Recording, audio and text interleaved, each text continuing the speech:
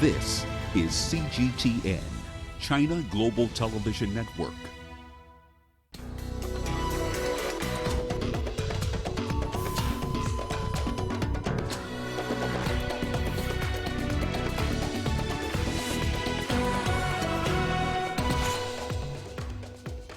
First temporary hospital in Wuhan suspends operations after all patients at the facility recover.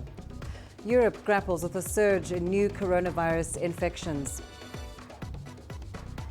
And Guinea-Bissau's interim president quits after 2 days over security concerns. Hello and a warm welcome to Africa Live on CGTN. I'm Lindy Mtongana in Nairobi. Also coming up this hour. In business, oil bounces from multi-year lows amid hopes of OPEC supply cuts. And in sports, Eritrea's Nathaniel Tesfazion wins the 2020 edition of the Tour du Rwanda. In our top story, we start with the latest on the coronavirus outbreak. In China, the number of new cases has reached a new low, with around 200 reported on Sunday. Over 90% of them were in Hubei province, where the outbreak began. Across the country, nearly 3,000 patients have been discharged from hospital, and no new deaths have been reported outside Hubei. China's total number of cases now stands at around 80,000. More than half have recovered, and over 2,900 have died.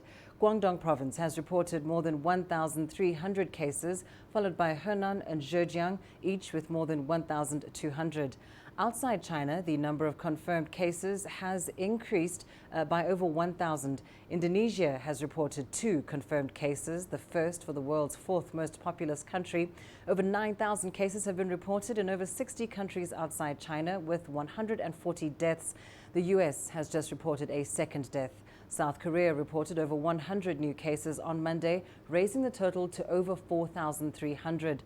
Japan has more than 900 confirmed cases, and Italy has the largest tally outside Asia, reaching over 1,700. Iran is the worst hit country in the Middle East, with the death toll exceeding 50. Now, during the height of the coronavirus outbreak in China, a number of public places were transformed into temporary hospitals to handle the increase in the number of patients. But as the number of newly confirmed cases decreases, Wuhan has suspended operations in one such facility. Liu Xingqing reports. After 3 weeks of intensive work, finally comes the moment to pack up.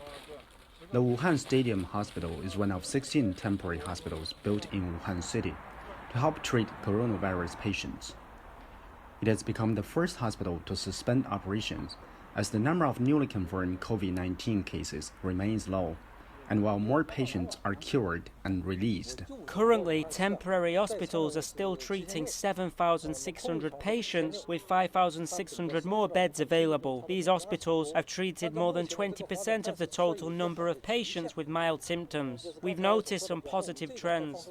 When we first set up temporary hospitals, a lot of confirmed patients were forced to stay at home as there was not enough beds in the hospitals. So these temporary ones have played a significant role during this period. This is a major sign of relief because just about 2 weeks ago, the deputy mayor of Wuhan told the press that the city planned to build another 19 temporary hospitals with 30,000 beds.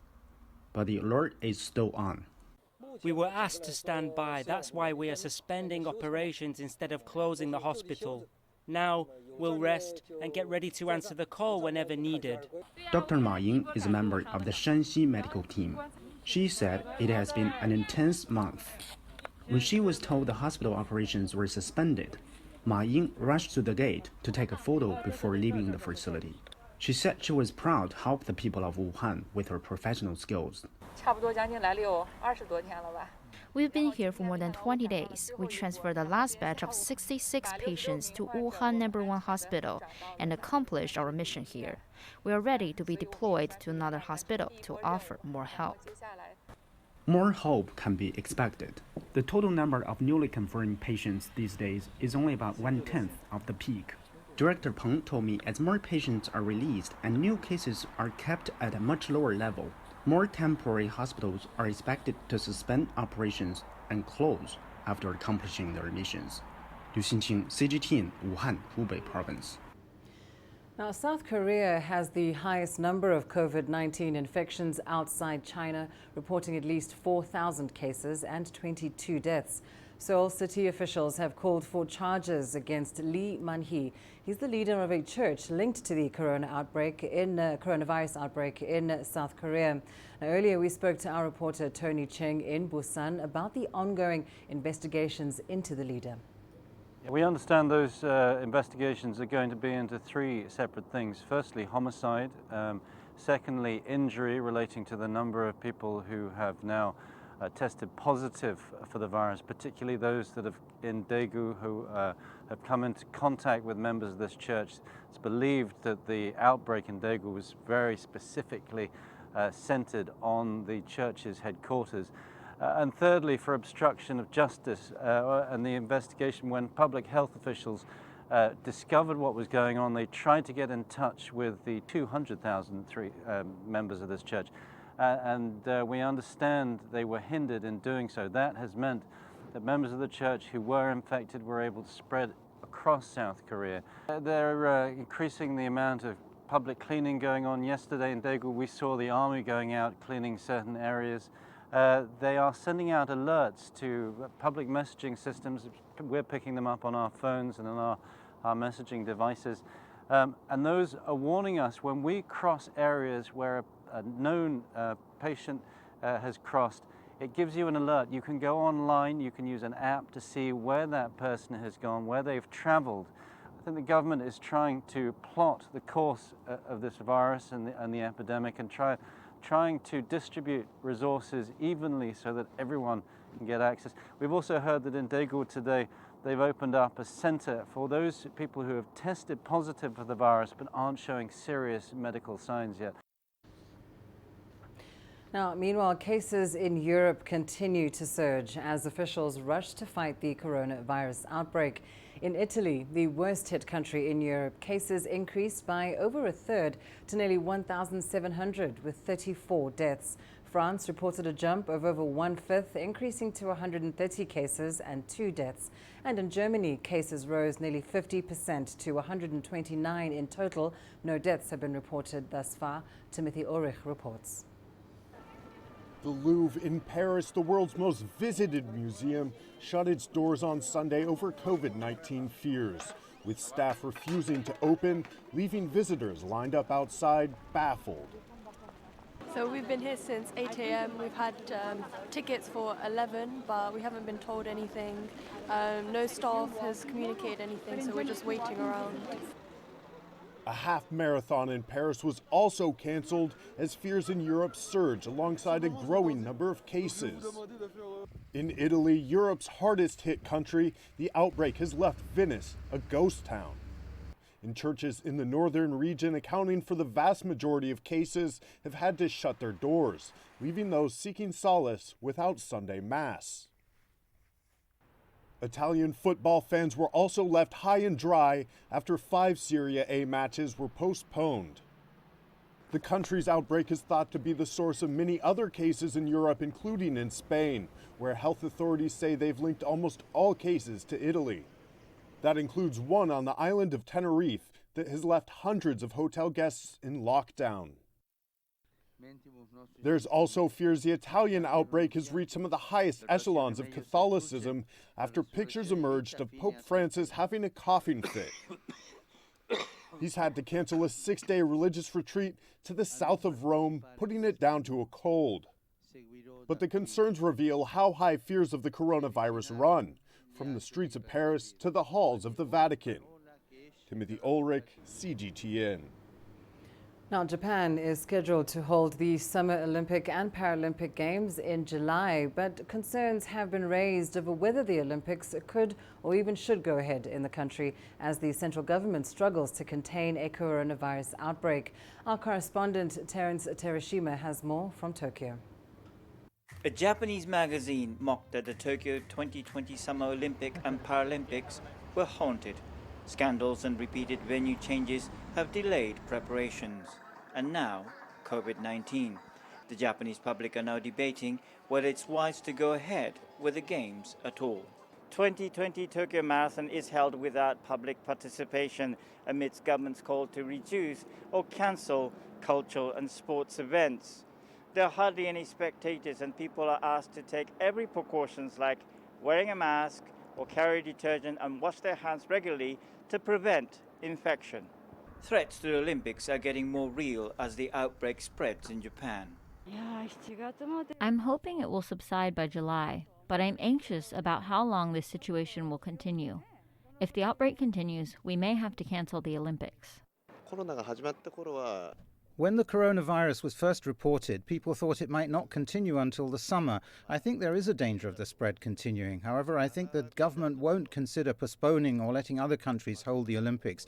I think whatever happens, the government will say the outbreak has subsided in the country. I don't think we should hold it. We don't want visitors and athletes to get infected. Or if visitors who arrive are infected, they could cause another outbreak in the country. Others are more optimistic, however, and say the public are now taking more reasonable precautions. I think it's quite safe to hold the Olympics here. And I'm from the Netherlands. And when I look at the normal flu, for example, far more people get the normal flu than the coronavirus. And there are more casualties than the coronavirus as well. So at the moment, I'm not concerned that the coronavirus will stop the Olympics. Then there are worries some countries or athletes may decide it's not worth the risk to come to Japan. I think we should work on every means possible to fight against the virus. If all efforts fail, then we should think about postponing or canceling the Olympic Games. I believe it's essential to continue our efforts as much as possible. I think we should see how things develop by the end of March or April. If we see it subside, we should prepare clear data and disclose it to the world, and let each country decide if they are comfortable with participating in the Olympic Games or not. Although Tokyo residents are still split over the issue, most say the Games would boost morale and possibly the country's economy. Terence Teoshima, CGTN, Tokyo. The United States has reported a second death from COVID-19, a person in Washington state. But many Americans don't seem to be too worried. Earlier, President Donald Trump said the situation was under control. Toby Muse has the latest from Washington, D.C. US President Donald Trump's message to the nation amid the coronavirus outbreak is stay calm as the situation remains under control. Because there's no reason to panic at all. And even with the first COVID-19 death reported in the country and a number of new cases along the West Coast, people along Washington's iconic mall seem unfazed. I don't believe that we know everything about it. I would be more worried if I was traveling at this time, but I'm not particularly worried here in Washington, D.C. right now. I think our government's doing a pretty good job at keeping control of it. I don't think it's very bad. I personally am not too worried about it. We try to stay clean, keep our hands, hand sanitized and everything. And, I don't think it's going to be a huge deal. I don't think it's as bad as what the other countries are suffering with. It's just a flu. So the mortality is less than 2%. So it's a standard flu. The mortality is higher for young people juveniles and elderly people. So I'm not absolutely afraid of the coronavirus. I think we are in America, so we'll be all right. Mm-hmm. You think the government is prepared for this? I think so. This is America. We are well prepared. So far, some Americans here say they aren't worried about the outbreak. But as time passes and more cases are reported across the nation, that could change. Toby Muse, CGTN, Washington. Meanwhile, Algeria has confirmed 2 new cases of the coronavirus. They have now brought the total number of infections in the country to 3. The victims are a 53-year-old woman and her 24-year-old daughter. They've been put in isolation in Blida province, south of the capital, Algiers. This comes as Egypt also announced a second case of the virus on Monday.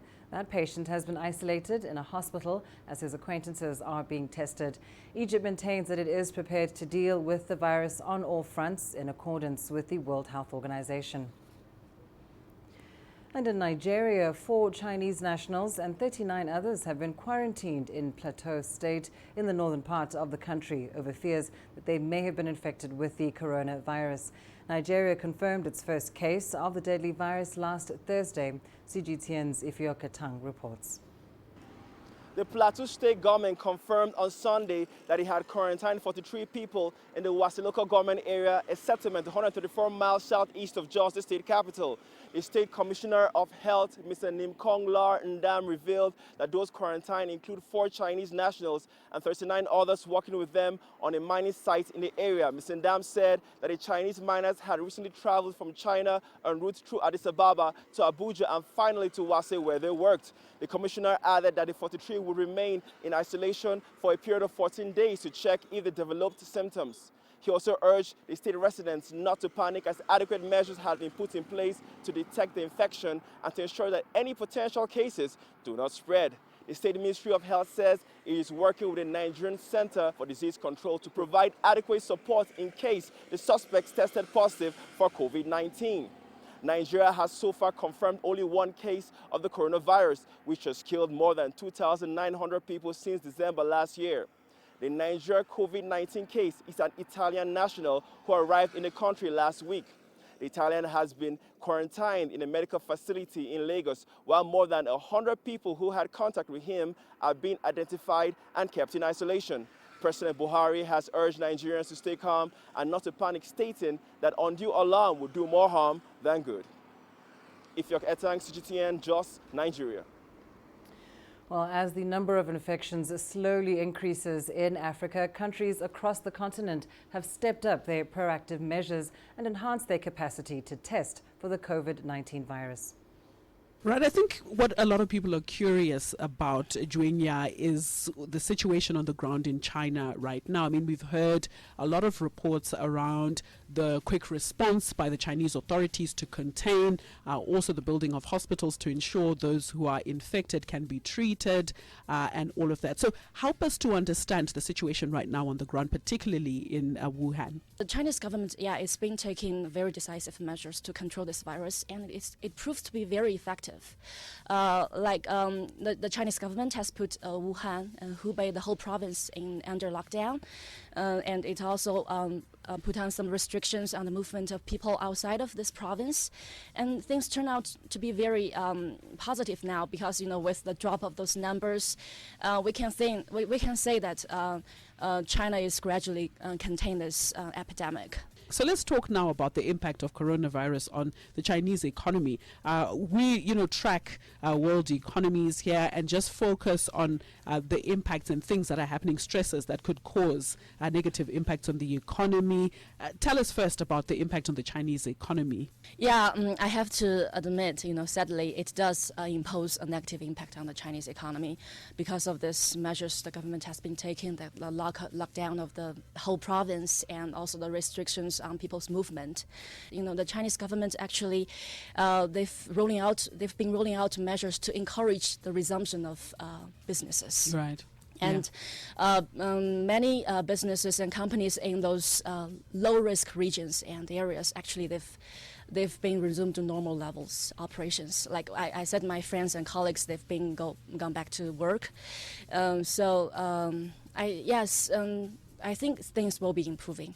And, China is also the engine of the world economy. It's dubbed as the engine of the world economy. It contributes to almost 1/3 of the world, and just on that point, Juenya, you mentioned the impact of in China. According to what I know, some small and medium enterprises here in Zimbabwe and also tourism business, actually they've been already complaining, about they couldn't go to China to buy their supplies. But I think I think it's just temporary because this epidemic is still there. Safety must come first.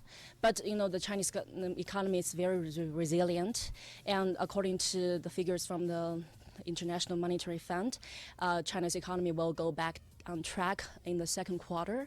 So I think we need to have confidence. Yes, and things be improving, and those businesses, they've already come back to operations.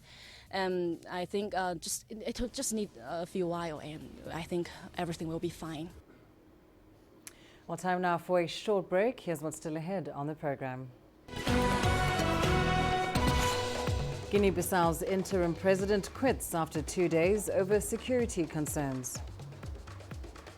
And polls open in Israel's third election in less than a year.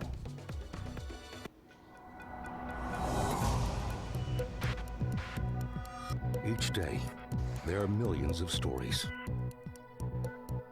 Each one can open new perspectives, new possibilities.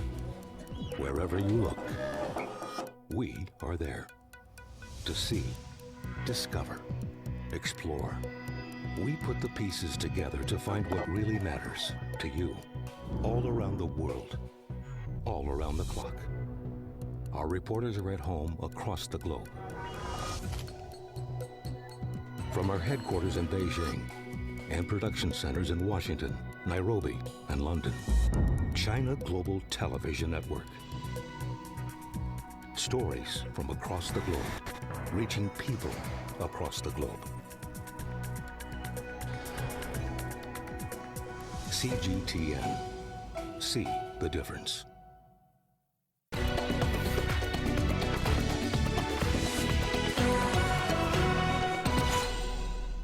At least 50 people have been killed after suspected bandits raided a Gobby village in Nigeria's Kaduna state. According to a report by local media, the bandits stormed the village, killing people indiscriminately, including newborn babies. The area has been fraught with cases of kidnapping over the past few years. Locals are urging the government to beef up security. Well, for more on this incident, we're now joined on the line by CGTN's Phil Ihaza with us from Abuja. Phil, what a tragic start to the week. Tell us more about this particular incident, and has there been any official reaction from government? Thank you, Lindy. Indeed, it's been a very sad incident from Kaduna State. We woke up to the news of this latest attack in Kaduna State. Which actually affected a few communities in two local government areas, that's the Gobby and Diwa local government areas of Kaduna State. There are several reports so far, some saying 30, some saying 50, but we're now sure that at least scores have been killed in that attack. No official comment yet from the presidency or the government, but there are some quarters saying that, local sources saying that the military and then, of course, the security forces are combating, those bandits. They're going to their hideouts to try to fish them out. We're also hearing from sources that this particular attack is as a result of, what the villagers say is a revenge against them for providing information to security agencies, which resulted in killing of some of the bandits some weeks back. So we're still, monitoring this, and we're hoping that we'll get a proper statement from the government as to who exactly must have carried out this attack. Some people are saying it might be carried out by Fulani herders. Some are saying it has a semblance of insurgents. So we're not particularly sure who must have carried out, which group must have carried out this attack, but we're monitoring it. What we know is that scores were killed in this attack in Kaduna State. Well, thank you so much, Phil Ihaza, joining us there on the line from Abuja. Now, let's go to the small West African country of Guinea-Bissau, where interim President Cipriano Kasamo has stepped down from office just 2 days after he was sworn in. Kasamo told reporters in the capital Bissau on Sunday that he was resigning over security concerns. He will, though, retain his post as Parliament Speaker. Kasamo was sworn in by Parliament on Friday, a day after the ruling party deemed that the swearing in of Umaro Sissoco Embalo was illegal. Embalo is the winner of the December runoff election. Meanwhile, Israel is holding a national election for the third time in less than a year after attempts to form a government failed twice. The country has been forced into another election following a political stalemate. Out of concerns over the COVID-19 epidemic, more than a dozen special voting stations have been set up across the country for hundreds of voters in quarantine. Our correspondent Stephanie Fried has more from Tel Aviv. I'm outside of a quarantine booth. This is for people who are under quarantine for COVID-19. And this is where they can come to vote. And they get a whole kit They get a mask, they get gloves, it's all disposable, they get a pen, and they have rules about standing 2 meters apart from each other, et cetera, et cetera. They have to use hand sanitizer, and then they can vote. Well, we're in a third election, or the country here is in a third election. It basically amounts to, in the big picture, stalemate. You have incumbent prime minister, he's the longest serving prime minister in Israel's history, Benjamin Netanyahu, who's hanging on to this prime ministership, versus center party, blue and white party, Benny Gantz, he's the former chief of staff. They're running neck and neck against each other.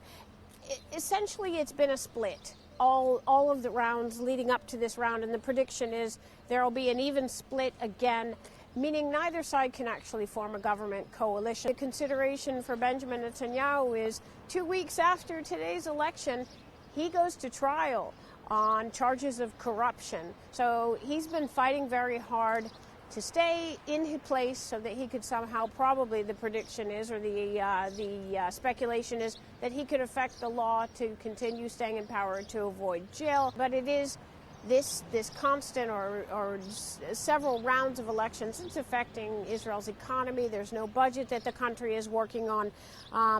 And there's been a slowdown in economic growth, and that will continue if there are more successive rounds of elections. Now, Afghans have responded with cautious optimism to an agreement struck between Washington and the Taliban. The deal aims to end the 18-year war in the country, but the next step is already fraught with sticking points. Jack Barton reports from Kabul.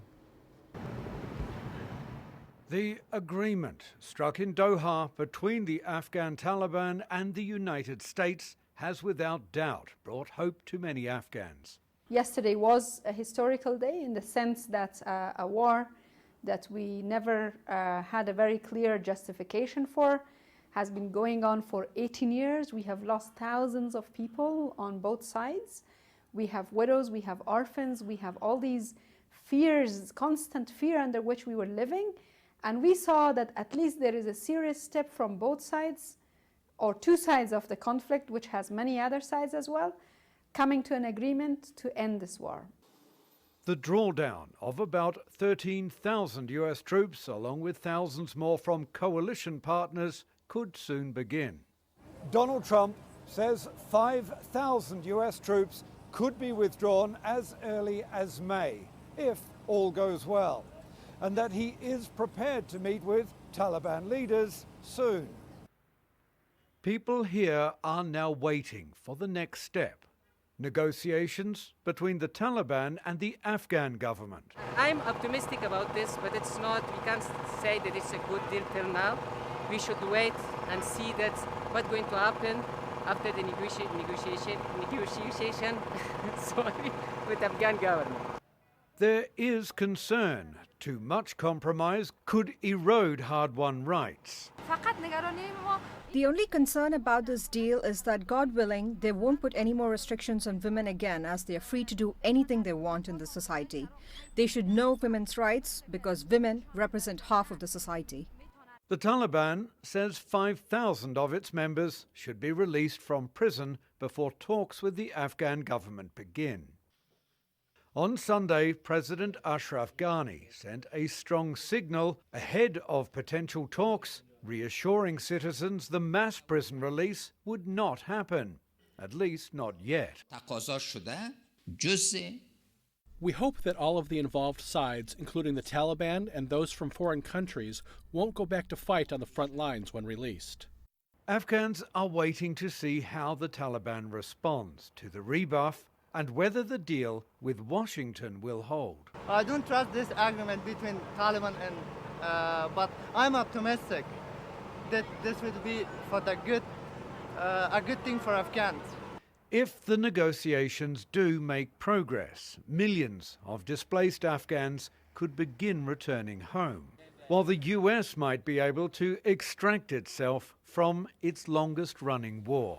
Jack Barton, CGTN, Kabul. Let's take a short break. Your business news up next. Coming up, oil bounces from multi-year lows amid hopes of OPEC supply cuts. And Somalia welcomes the decision by the World Bank to restore financial ties.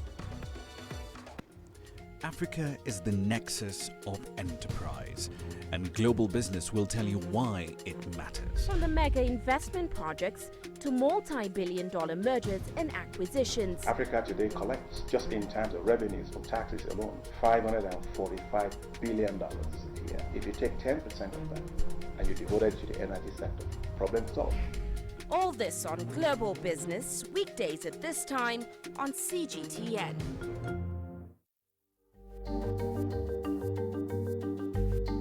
Africa Live. Find your voice.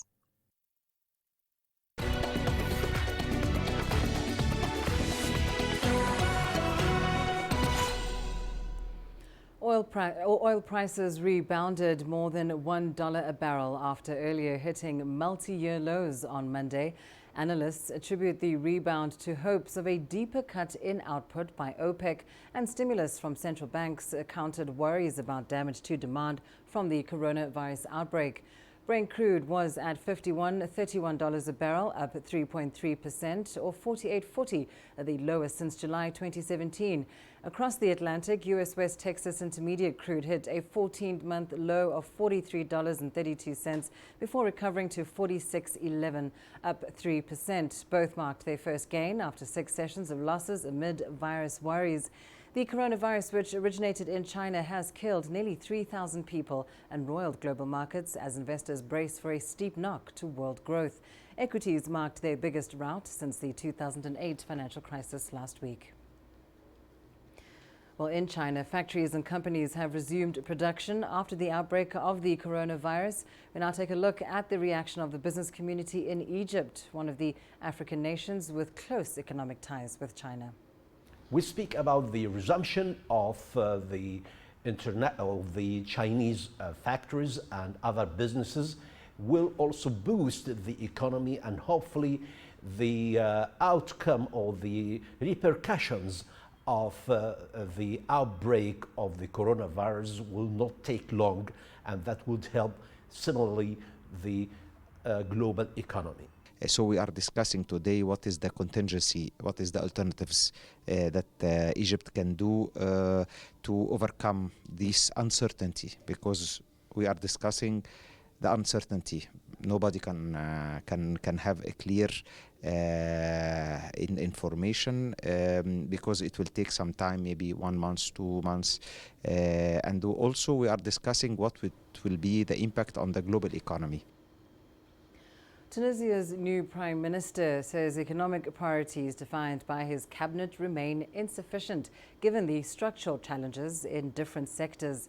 Prime Minister Aliez Fakhfekh added that his cabinet has developed a strategic reform vision which rests on a participatory approach to overhaul the development model. CGTN's Adnan Chouachi has more from Tunis. The government's plan is based on large-scale projects that will be the core of a new social contract and will make of Tunisia a modern middle-income country with a high value-added economy. The first project of economic reform provides for investing in the digital revolution. This national project will help usher Tunisia in the fourth industrial revolution. The digital revolution is a historic opportunity as it is based on human potential and does not require a lot of financial capital. Nearly 70% of all jobs in the future will be in the digital sector. Energy transition is at the heart of the second project, as Tunisia is importing over 50% of its needs at a time when there are 300 annual days of sunshine. There is need to tap into solar power to produce renewable energy as part of the strategy to achieve the hoped-for transition. Energy independence and security are among our top priorities. The third project consists of working out a comprehensive strategy to gain access to markets in sub-Saharan Africa. Efforts will be made to urge Tunisian business operators to invest in these countries. The new Premier's vision is to make Tunisia increasingly oriented towards Africa. He's intensifying efforts to step up and develop its trade with this continent, which has huge potential, and strengthen its African integration. The government's fourth project consists of the reform of the agricultural and water sector. This project will take into consideration the social, economic, cultural, environmental and security aspects in the country. Outgoing Premier Yusuf al-Shahid has handed over power to Elias al-Fakhfakh and his government. Al-Fakhfakh declared during the official ceremony that a salvation and reform program was devised and that parties from across the political spectrum are fully aware of the critical situation. Adnan Shawishi, CGTN, Tunis. Somalia has welcomed a historic decision by the World Bank to normalize ties. The move is part of Somalia's efforts to have its public debt written off, allowing it to access international aid critical to transforming the nation. From Mogadishu, CGTN's Abdulaziz Bello has more. The decision to re-establish ties between Somalia and the global money lending institution was reached following a series of meetings.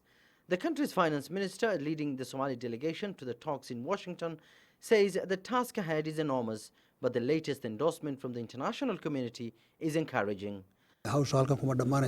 What we've been able to achieve today is show the world that as Somalis we are capable of coming together and achieving great things. The World Bank has attested to it. The international community has done the same. We've achieved all benchmarks set for us in a very short period of time. The normalization of ties is expected to open a new chapter in the country's relations with financial lending institutions like World Bank, the International Monetary Fund and the African Development Bank. The Horn of African nation is seeking debt relief under the heavily indebted Poor Countries Program. The country's external debt stands at about $5.2 billion that has been declared unsustainable by IMF. The arrears clearance and the normalization is an important first step. But what is most important, that we continue to support proactively Somalia in the months and years ahead in all its development aspiration.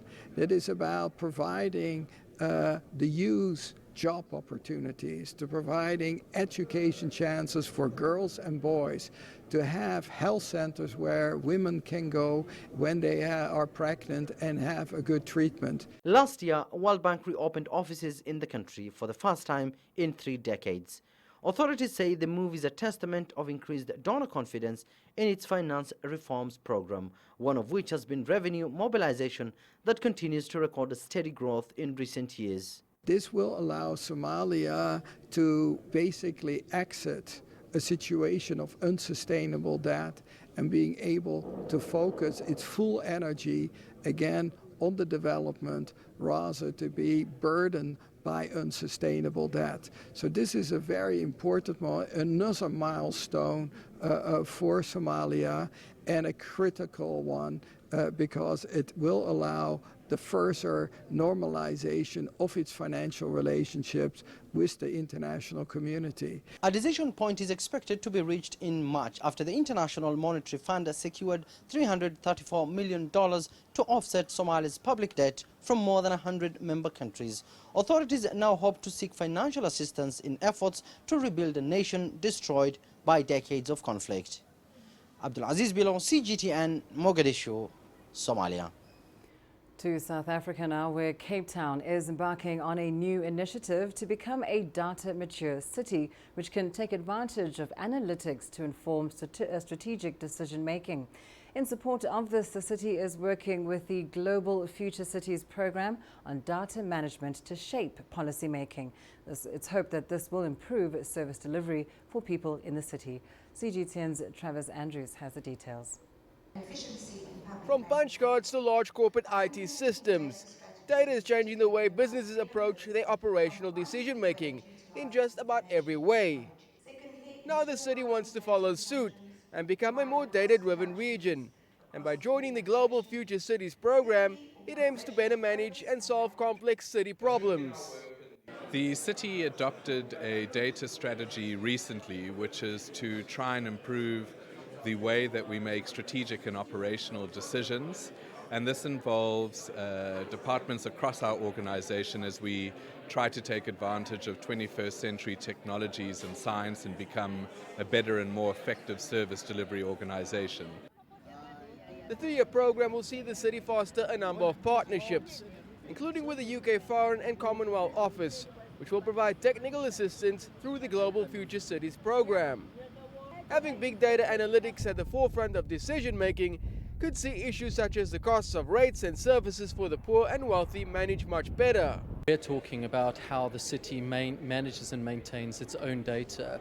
A city accumulates huge amounts of data through its 4.5 million residents, businesses, and those that are traveling as tourists through the city.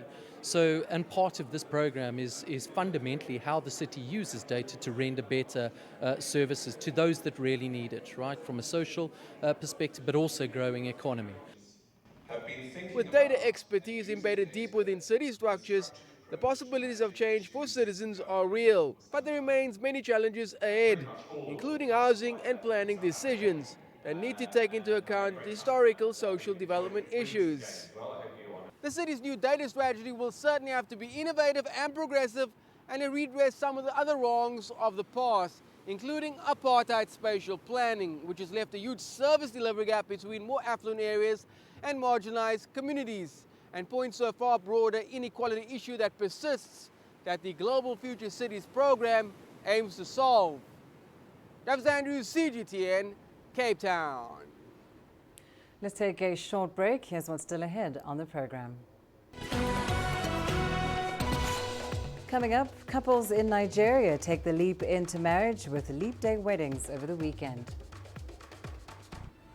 Join us in Global Business and see Africa through our eyes. The greatest journeys, the greatest sights,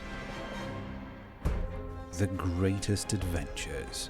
Here in Kanata, this weir allows the locals to walk on water. We're far more than just TV news. We're your passport to the wonders of Africa. To bring you stories of struggle, survival and hope.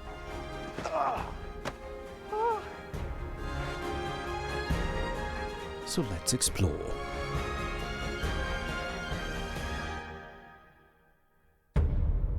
CGTN. See the difference.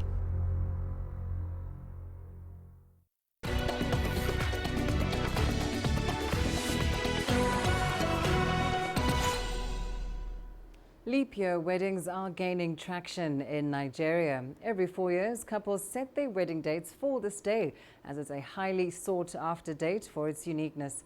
CGTN's Kelechi Emekalam tells us more about the growing fascination. After 5 months of courtship, Priye and Chineye are tying the knot. What's unique is theirs is a leap day wedding, and they were deliberate in their choice of a date. I've always believed in unique events and doing things in a special and memorable day. So actually, when we looked at the calendar and we tried to fix a date, and I noticed that that special date, you know, we're in that year that has that special date, and we wanted it in that period, I didn't hesitate. You know, I decided that yes, we should hold it on that day. And I believe that that is one of the unique things of this unique union that has been, you know, established today. A leap year occurs once every 4 years, having a total 366 days, including February the 29th as an intercalary day. This implies that officially their anniversaries would come up once in every 4 years. But each one has their peculiar plans to celebrate their wedding anniversary. We do not think we need to wait for 1 year to mark anniversary. We just see ourselves every day as a special day in our life, and so it doesn't matter whether the anniversary comes 4 years or 1 year, but every day we just feel it's a special day in our life and we celebrate our marriage. So I believe that if you do something every time and so frequently, it will not have so much value. So when we have to look up to our anniversary every 4 years, I believe when that 4th year comes, we would value it strongly, and our friends would really rally around to celebrate with us significantly because of the significance of that day every 4 years. And for many here, it turns out a day that's highly sought after. But I wish I have something as special as this, you know. It's not something that comes just often, you know. So the advice for them is to be happy with what they have and be patient until it comes, and make best use of it whenever it comes. For leap year couples like Priye and Chineye, the next time they would be looking to officially celebrate their anniversary would be in 2024. Kelechi Amekalam, CGTN Lagos, Nigeria. To Egypt now, with scores of dogs living on the streets, diseases such as rabies have become more prevalent among residents. The issue has triggered violence towards stray dogs. NGOs in Egypt have now intensified efforts to protect the dogs from harm by rescuing them, taming them, and later putting them up for adoption. CGTN's Adel Al-Makhraoui has more. Scavenging through trash where they find food, street dogs are used to living in residential areas. An estimated 200,000 Egyptians get bitten annually. Such threat has triggered many forms of violence against these stray canines. That behavior has encouraged many activist groups to take a proactive step by helping in managing that challenge. The concept of NGOs helping stray dogs have been expanding lately. They fear disease and fear government efforts which could kill dogs without getting clearance from vets to check whether they are infected with disease or not. We started working to save these dogs. A collaboration of NGOs and veterinarian hospitals has seen teams roam the streets of Cairo to capture street dogs. They cure their injuries, vaccinate and neuter the adults, then release them once again. Once a dog undergoes this process, we mark their years so they can be identified for people in the streets or for government's veterinarian authority that these dogs are risk-free. They can safely engage with humans. What NGOs are hoping for is to create a culture of acceptance among Egyptians, one that could lead to adopting or at least help street dogs to find a safe home. We always tell people don't buy dogs, adopt dogs. The principle of having a pet dog is the same and the pleasure is the same. But we humans have classified dogs and made more values for some breeds than the others. What we do is separate the dogs that can live in the street from those who need adoption. There are a lot of Egyptians volunteering to make adoption announcements. To decrease fears from them, Egyptian activists are also trying to inform the public about the differences between rabid and healthy dogs. All of these efforts aim to decrease the population of dogs in the streets and therefore diminish the harm from them and done to them. Adel Al-Makhraoui, CGTN, Cairo. Your sports news coming up after the break. In sports, Eritrea's Nathaniel Tesfazion wins the 2020 edition of the Tour de Rwanda.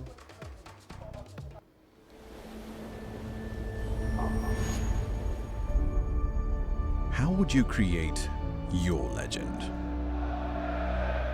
On the fields, on the tracks, in the arenas of Africa. Were you born to be a player? Could this moment be yours?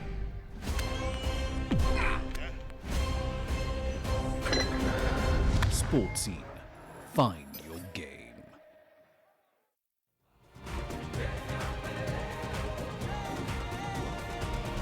Africa Live. Find your voice.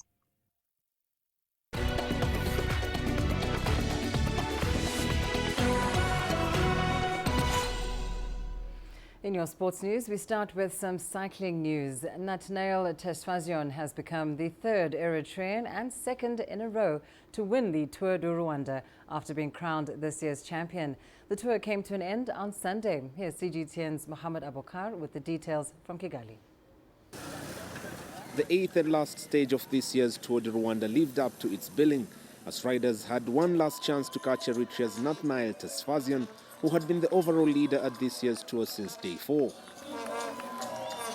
Tesfazion, who missed out on January's Tropical Amisabongo's yellow jersey by just 1 second, finished the last stage on Sunday in 9th place, but still maintained his overall top position by 54 seconds to win the yellow jersey. The 20-year-old also took home the jerseys for Best African Rider and Best Young Rider. This one is big victory for me because yellow jersey is my first time, and in January I lose 1 second in Tropical Amisobango, but now I win yellow jersey. I am very happy, and thank you my team and my staff and all my fans and all Eritrean people. Rwandan Moise Mugisha, who was riding for local outfit Skol Adrian's Cycling Academy, finished second both in the ultimate stage and general classification. This is the second consecutive edition of the annual UCI Africa Tour race, where Rwandan riders have failed to win even a single stage. However, 2 jerseys for the best Rwandan and most combative riders went to Moise Mugisha and Didier Munyaneza respectively. It's not easy, but this race to 2.1, we have a strong team, Pro Continental and the tour. Example, Cycling Academy or Direct Energy, no for the risk. For Eritrea, it's too strong a national team. But it's not easy to get the first place because professional team, when we try to attack, they control the race. We catch them in the 3 kilometers, because this is the professional race. A major win, however, for the hosting nation is the lasting impact they have had on pro-continental teams across Africa and World Tour teams that have competed at this year's edition. Returning to Rwanda every year, the crowds are amazing. I mean, we've seen there was another Pro Tour race on at the same time. We look at the photos and there's no people watching the tour, and then you see the photos of Rwanda. I don't think there's one picture without a crowd. The people is amazing. They love cycling, and you know, when me as an athlete, if I return to Rwanda, you know, I feel like a professional athlete, and it's because of the people and the crowd that's so amazing. And I think that's definitely a big factor that stands out above any tour, not just in Africa, but in the world. UCI officials were at this year's event to observe on the organization of the tour, as Rwanda waits to hear on the World Governing Body's final decision on their bid to host the 2025 World Cycling Championship. Mohamed Abubakar, CGTN, Rwanda. To African football news now. Egyptian giants Al Ahly beat South African side Mamelodi Sundowns 2